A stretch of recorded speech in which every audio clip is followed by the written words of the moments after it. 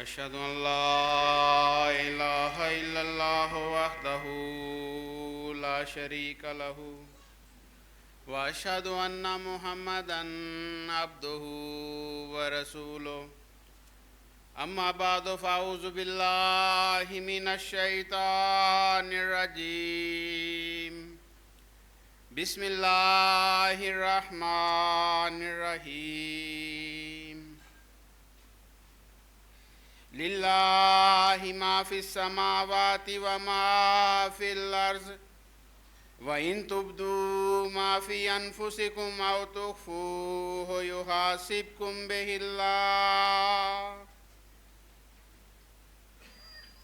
سورہ البقرہ آیت 285. اللہ ہی کا ہے جو کچھ آسمانوں اور زمین میں ہے، اور خواہ تم اسے ظاہر کرو جو تمہارے دلوں میں ہے یا اسے چھپاؤ، اللہ اس کے بارے میں تمہارا محاسبہ کرے گا.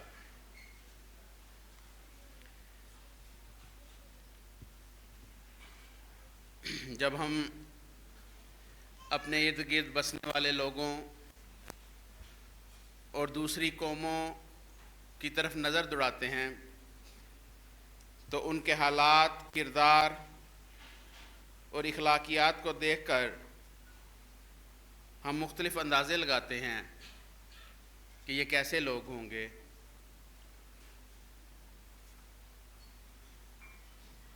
اور ان کی عادات دیکھتے ہوئے ہم یہ اندازہ کرتے ہیں کہ ان عادتوں کے باعث یہ اچھے لوگ ہیں، یہ ترقی کرنے والے لوگ ہیں، یا یہ برے لوگ ہیں.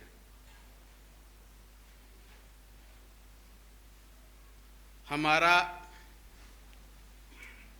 بحیثیت پاکستانی جس علاقے سے تعلق ہے یا جس معاشرے سے تعلق ہے، ایشیائی معاشرے سے، ہم جب بھی مختلف نسائے، مضامین یا اخلاقیات پر مبنی موضوعات کی تقاریر سنتے ہیں یا نصائح سنتے ہیں تو سب سے پہلے ہم اپنے دوستوں، عزیزوں، اقارب اور ان لوگوں کا جن کے ساتھ ہمارا اچھا تعلق نہیں ہوتا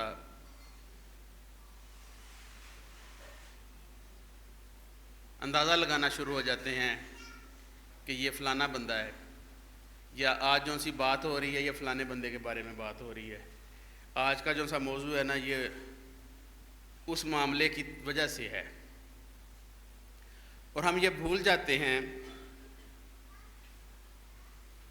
کہ شاید اس سے زیادہ بڑے قصوروار یا گناہ گار ہم خود ہوں، اور یہ غیبت اور نکتہ چینی کرتے کرتے بعض اوقات دن کا بہت بڑا حصہ ہم گزار دیتے ہیں. اس کے کئی نقصان ہوتے ہیں ہمیں. سب سے پہلا اور بڑا نقصان یہ ہے کہ ہم گناہ گار ہوتے ہیں، اس کا گناہ ملتا ہے. اور دوسرا بڑا گناہ یا بڑا قصور اس سے یہ ہے کہ ہم اس سے دوسروں کی اصلاح نہیں کر سکتے. اپنی ویسے نہیں ہو رہی، دوسروں کی ویسے نہیں کر سکتے، اور جب یہ باتیں دوسروں تک پہنچتی ہیں تو وہ آپس میں مسائل اور پریشانیاں اور لڑائیاں بناتی ہیں.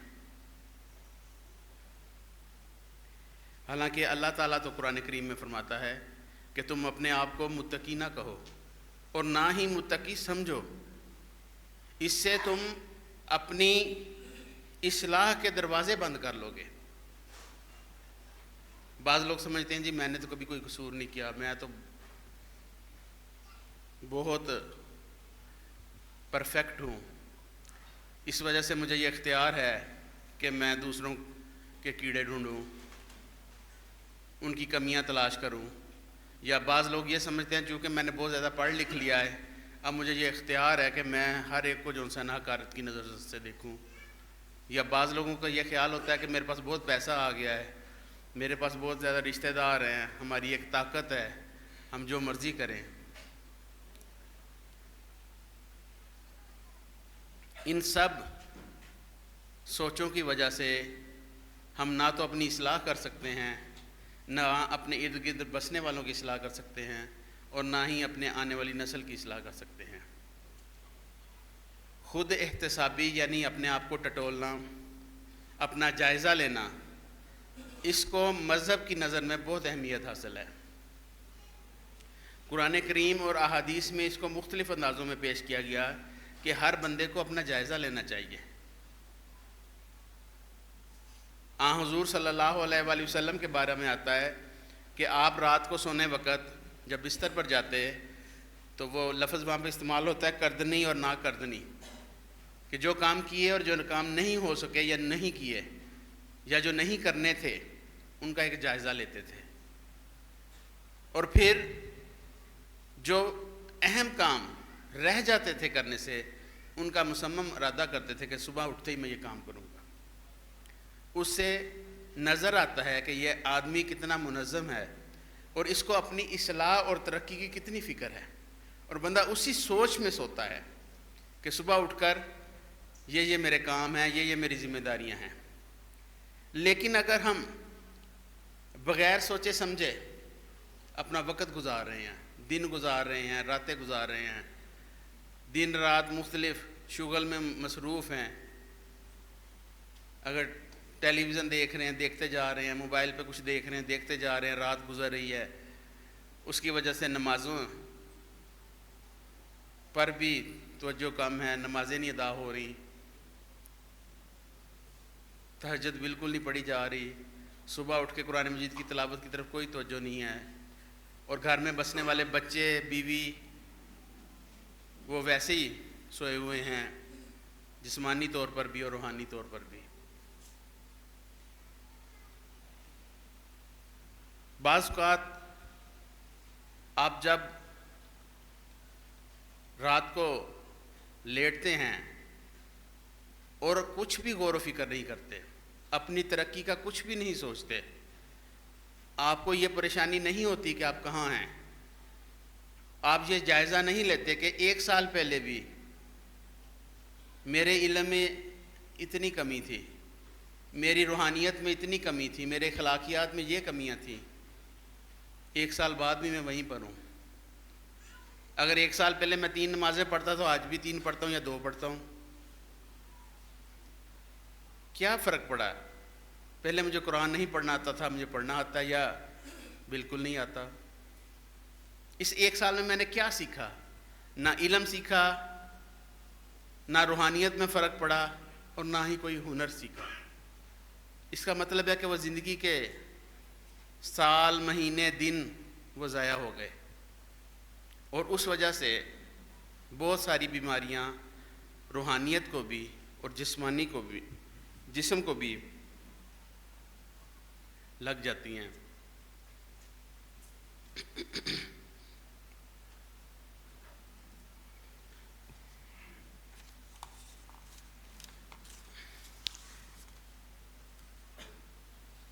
حضور صلی اللہ علیہ وآلہ وسلم نے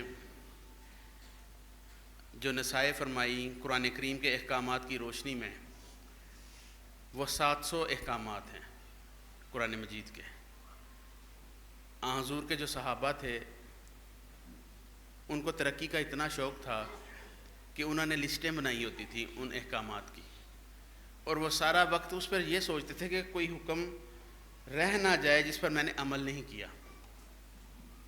ایک صحابی کے بارے میں آتا ہے کہ انہوں نے 700 احکامات میں سے صرف ایک حکم رہ گیا تھا، اور وہ حکم یہ تھا کہ اسلامی تعلیمات کہتی ہیں کہ جب آپ کسی کے گھر جائیں دروازہ کھٹکھٹائیں اور وہ اندر سے آواز دے کہ ابھی نہیں ہے میں فارغ پھر آنا، تو آپ کو غصہ نہیں کرنا چاہیے، آپ کو واپس چلے جانا چاہیے، یا آپ 3 دفعہ دروازہ کھٹکھٹائیں اندر سے جواب نہ آئے تو واپس چلے جائیں۔ ان صحابی کے بارے میں آتا ہے کہ وہ اپنے بھائی مسلمان بھائیوں کے دروازے کھٹکھٹاتے، گلیوں میں پھرتے، اس کوشش میں تھے کہ مرنے سے پہلے یہ حکم بھی کسی طرح پورا ہو جائے۔ یہ ان کی سوچ تھی، یہ ان کا اخلاق تھا، اور اسی سوچ اور اخلاق کی وجہ سے وہ آسمان کے ستارے بن گئے، اور جن کے بارے میں حضور نے فرمایا تھا کہ ان میں سے جس کی مرضی پیروی کرو تم ہدایت پا جاؤ گے۔ تو ہم جو انتہائی کمزور، گنہگار، مشکلات میں پھنسے ہوئے لوگ، ہمارا رویہ، ہمارا کردار یہاں پر کیا ہونا چاہیے؟ اگر ہمیں یہ یقین ہے کہ خدا تعالیٰ ہی ہے جو سنتا ہے، جو مشکلات کا حل ہے، جو ہمیں ان مسائل سے نکالے گا، تو ہم کتنا وقت اللہ تعالیٰ کو دیتے ہیں ایک دن میں؟ اگر ہم گھر میں نمازیں پڑھتے ہیں تو میرا خیال 5 نمازوں پہ آدھا گھنٹہ بھی نہیں لگتا ہوگا۔ ہم 24 گھنٹوں میں سے آدھا پونا گھنٹہ دے کر، اور وہ بھی نمازوں کی حالت ہر ایک کو پتہ ہوگا کہ وہ نمازیں کیسی کی پڑھتا ہے، ہم یہ تصور کریں کہ اللہ تعالیٰ ہم پر وہ انعامات کرے، وہ احسانات کرے جس کا اس نے وعدہ کیا ہوا ہے، یا اللہ تعالیٰ ہمیں ان مشکلات سے نکالے جن میں ہم پھنسے ہوئے ہیں، یا بعض ایسے ہیں جو نماز نہیں پڑھتے اور پھر وہ کہتے ہیں جی ہمارا کام پتہ نہیں کیوں نہیں ہو رہا، یا جو وسائل ہیں وہ بند کیوں ہو رہے ہیں۔ اب جو دنیا کی صورتحال ہے اس میں جن لوگوں کے آسرے پر، جن لوگوں کی امیدوں پر، جن لوگوں کے وعدوں پر ہم میں سے بہت سارے لوگ اپنا گھر بار بیچ کر، چھوڑ کر، اپنا گاؤں شہر چھوڑ کر یہاں آ گئے ہیں، ان کو اندازہ ہو گیا ہوگا وقت گزرنے کے ساتھ ساتھ جو دنیا کے حالات ہیں، جو پریشانیاں ہیں، وہ کتنی بڑھ رہی ہیں، اور اس میں ہم نے کس طرف جانا ہے، کس نے ہمیں اس مسائل سے نکالنا ہے۔ وہ ایک کہانی درسی کتابوں میں آتی ہوتی تھی، ایک حدیث میں بھی اس کا ذکر ہے کہ وہ جو 3 دوست سفر کر رہے تھے، رات پڑ گئی، موسم خراب ہو گیا تو وہ ایک غار میں چھپ گئے، بارش ہوئی، وہ ایک بڑا سا پتھر آیا غار کے منہ پہ گرا، غار کا منہ بند ہو گیا۔ ان تینوں نے سوچا کہ یہاں سے اب ہمیں کون نکالے گا؟ ہم نے یہ کہانی سنی ہوگی، یہ واقعہ سنا ہوگا یہ۔ پھر انہوں نے سوچا کہ چلو جو جو ہم نے نیک اعمال کیے ہیں ان کا ذکر کرتے ہیں، شاید اللہ تعالیٰ رحم کر دے۔ پہلے نے واقعہ سنایا، تھوڑا سا پتھر منہ سے تھوڑا سا ہٹا، پھر دوسرے نے سنایا، تھوڑا سا اور ہٹ گیا لیکن وہ نکل نہیں سکتے تھے، پھر تیسرے نے سنایا تو پتھر آگے سے سرک گیا، اور وہ تینوں نکلے اور اپنی راہ لی۔ کبھی جائے نماز پر بیٹھ کر یہ چیز سوچے کہ ہماری حالت انہی لوگوں والی نہیں ہے جو غار میں پھنسے ہوئے تھے؟ کیا ہماری وہی پریشانیاں نہیں ہیں؟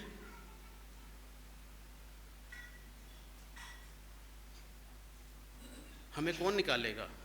ہماری کون مدد کرے گا؟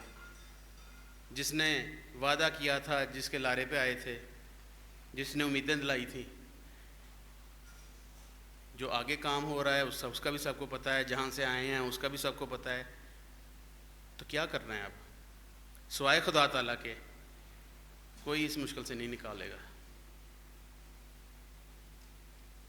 اور اس کیفیت کو محسوس کریں، اس خوف کو محسوس کریں، پھر اللہ تعالیٰ کے حضور جھکیں، سجدے میں پڑیں، جائے نماز کو آنسوؤں سے تر کریں، پھر دیکھیں خدا تعالیٰ کی مدد آتی ہے کہ نہیں آتی۔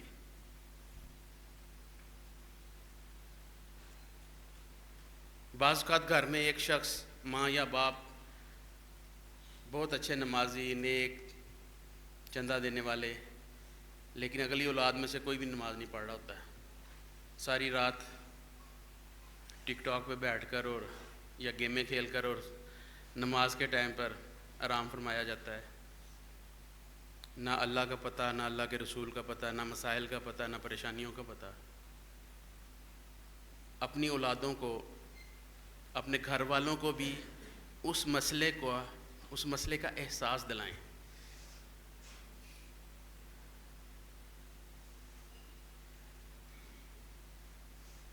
جو لوگ گاڑیاں چلاتے رہے ہیں ان کو واقفیت ہوگی کہ گاڑی میں ایک آپشن 4x4 کی بھی ہوتی ہے. میں اکثر مثال دیتا ہوں یہ کہ جب گاڑی کہیں پہ پھنس جاتی ہے تو 2 ٹائروں سے نہیں نکلتی زور سے، تو پھر وہ 4x4 لگاتے ہیں، 4 ٹائر زور لگاتے ہیں، گاڑی نکلتی ہے. ہمارے حالات بھی وہی ہیں. اگر گھر کے سب افراد مل کر سیم ڈائریکشن میں زور نہیں لگائیں گے تو نہیں نکل سکیں گے. ایک ٹائر کتنا کا زور لگا لے گا؟ وہ گھس جائے گا. ٹائر پھٹ بھی جاتے ہیں جب زیادہ زور لگواتے ہیں.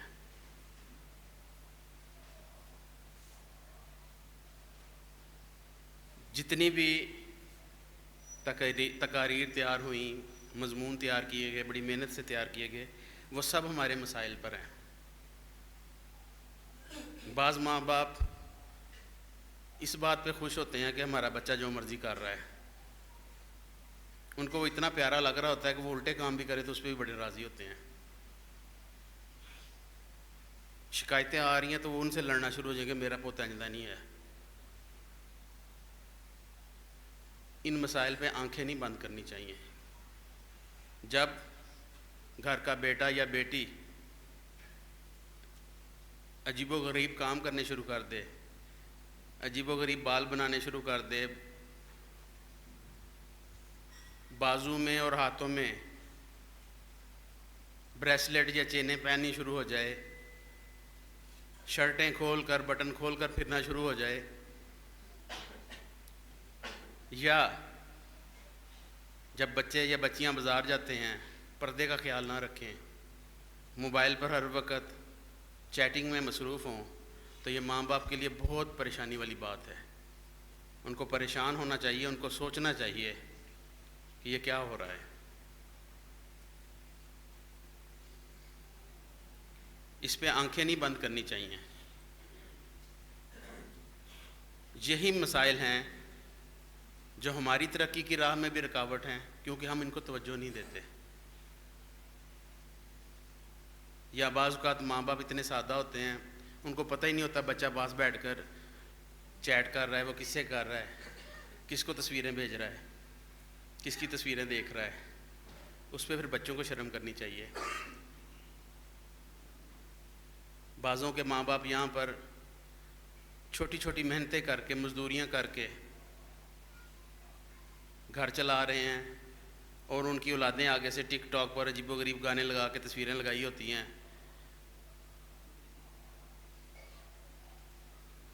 جیسے وہ بہت بڑے کسی جگیردار کی اولاد ہیں. جاپان میں باقاعدہ اسکولوں میں چھوٹے بچوں کو جو ان کے والدین مزدوریاں کرتے ہیں، محنتیں کرتے ہیں، ان کی ویڈیو دکھائی جاتی ہیں. یہ ان کے سلیبس میں ہے کہ دیکھیں آپ کے والدین کیسے محنت کر رہے ہیں آپ لوگوں کے لیے. اس سے بچوں کو احساس ہوتا ہے کہ ہمارے ماں باپ ہمارے لیے محنت کر رہے ہیں. لیکن ہمارے بعض والدین جو سے ہیں وہ خود بھوکے رہ لیں گے، سوکھی کھا لیں گے، لیکن بچے کو جو کچھ بھی نہیں کر رہا وہ سب سے پیارا ہے ان کو. یہ محبت کسی کام کی نہیں ہے. یہ محبت مصیبت بن جائے گی اگر اس پر توجہ نہ دی گئی. اگر اپنی اولادوں کو نہ سنبھالا گیا تو یہ پریشانی بن جائیں گی.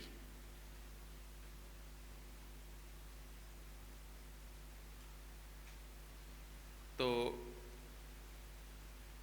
جو ہمارے لیے اللہ تعالیٰ کا سب سے بڑا احسان یہ ہے کہ اس نے ہمیں ایک ایسی جماعت میں پیدا کیا ہے جو ہماری ہر وقت فکر کرتی ہے، پروگرام کرتی ہے، کوششیں کرتی ہے، تربیت پر توجہ دیتی ہے. ہمارے پاس ایک ایسا خلیفہ ہے جو راتوں کو ہمارے لیے جاگتا ہے، ہمارے لیے دعائیں کرتا ہے. پھر اس کے بعد اگر ہم اپنے گھر میں جا کے اپنے بچوں سے یہ نہیں پوچھ سکتے کہ تم نے نمازیں پڑھی ہیں کہ نہیں پڑھی، تم نے قرآن پڑھا ہے کہ یہ نہیں پڑھا، تو ہمیں خود سوچنا چاہیے کہ ہم کدھر کو جا رہے ہیں، ہمارا انجام کیا ہے، یہ اولاد کس کام کی ہے.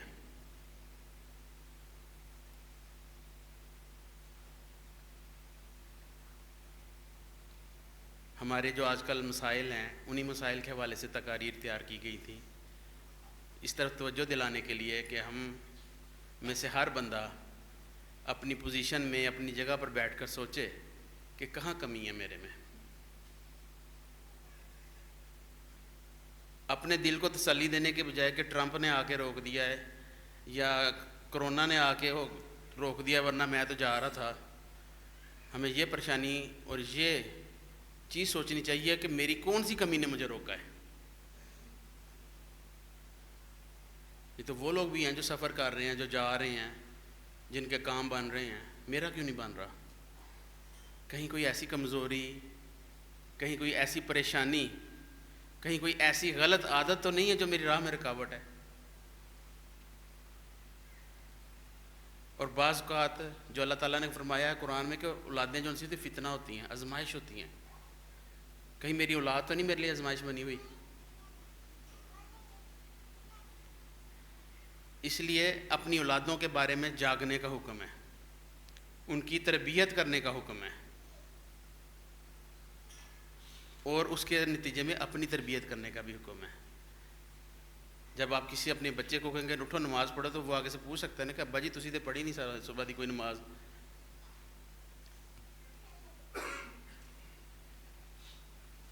تو یہ ایک موقع ہے جہاں پر ہم خدا تعالیٰ کو زیادہ قریب سے دیکھ سکتے ہیں، خدا تعالیٰ سے دوستی لگا سکتے ہیں، خدا تعالیٰ سے باتیں کر سکتے ہیں.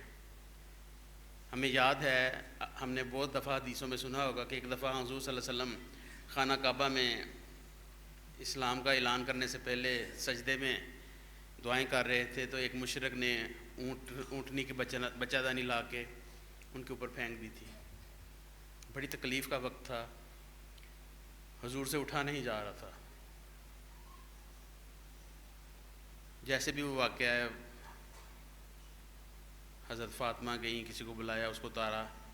کسی نے پوچھا یا رسول اللہ صلی اللہ علیہ وآلہ وسلم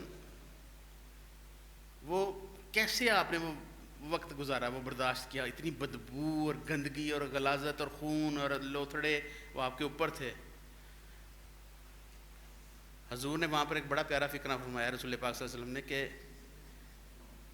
جتنا میں تکلیف میں ہوتا ہوں اتنا مجھے خدا تعالیٰ کی عبادت کرنے کا مزہ آتا ہے. تو جتنے ہم تکلیف میں ہیں، محسوس کر رہے ہیں، اگر نہیں کرنے تو کرنا چاہیے. ہم میں سے بہت سارے ایسے تھے جب وہ آئے تھے، جن خیالات کی روشنی میں وہ آئے تھے، جن وعدوں کی بنیاد پر وہ آئے تھے، وقت گزرنے کے ساتھ ساتھ ان کے خیالات بھی ٹھنڈے ہو رہے ہیں، وہ وعدے ٹھنڈے ہو رہے ہیں، وہ امیدیں ختم ہو رہی ہیں سوائے اللہ تعالیٰ کے. تو ہم میں سے ہر ایک کو کوشش کرنی چاہیے کہ یہ وقت جو سا ہے میرا اللہ سے اتنا پیارا تعلق ہو جائے کہ اللہ خود ہی میرا انتظام کر دے.